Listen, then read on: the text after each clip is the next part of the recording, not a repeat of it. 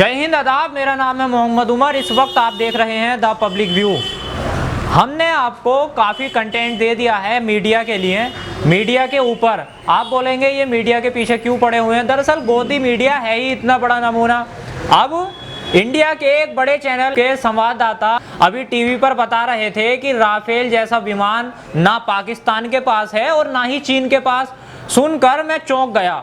पाकिस्तान का तो समझ में आता है, उसकी औकात ही क्या है, हम भी जानते हैं पाकिस्तान के पास तो नहीं होगा, पर चीन के पास भी नहीं होगा। क्या वाकई चीन के इतने बुरे दिन आ गए हैं कि उसके पास लगभग 4.5 या 4.5 जनरेशन के राफेल लड़ाकू हवाई जहाज नहीं है, या फिर चीन के पास उससे भी आगे के 5th जनरेशन वाले लड़ाकू जहाज हैं? इस बारे में मैंने ज्ञान लेने के लिए गूगल नहीं करा, क्योंकि मीडिया हमारा कभी झूठ नहीं बोलता, जनता को गुमराह नहीं करता। पर मेरी सामान्य समझ और चीन के विकास की जानकारी ये कहती है कि चीन रक्षा क्षेत्र में हमसे बहुत आगे है।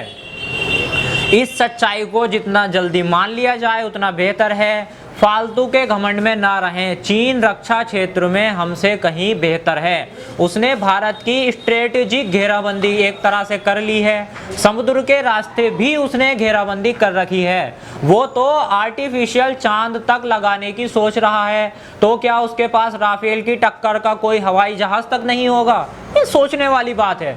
अगर ऐसा है तो चीन के राष्ट्रपति जिनपिंग को इस्तीफा दे देना चाहिए। वैसे दुनिया के कई बड़े विकसित देशों के पास ऐसी तकनीक है जिसका वो कभी खुलासा नहीं करते, खुद बनाते हैं और छुपा कर रख लेते हैं। कभी कभी चोरी छिपे उसका क्षमताओं का टेस्ट भी कर लेते हैं। लेकिन कुछ देश ऐसे भी हैं जो बाहर से खरीदी गई तकनीक पर इतराते फिरते हैं। घंटों घंटों के एपिसोड मीडिया पर चल जाते हैं। राफेल की जितनी खूबियां भारतीय मीडिया ने इस वक्त बता दी हैं, मुझे तो ऐसा लग रहा है शायद राफेल बनाने वाली कंपनी या फ्रांस को भी नहीं मालूम होगा, वरना वो राफेल बेचते ही क्यों?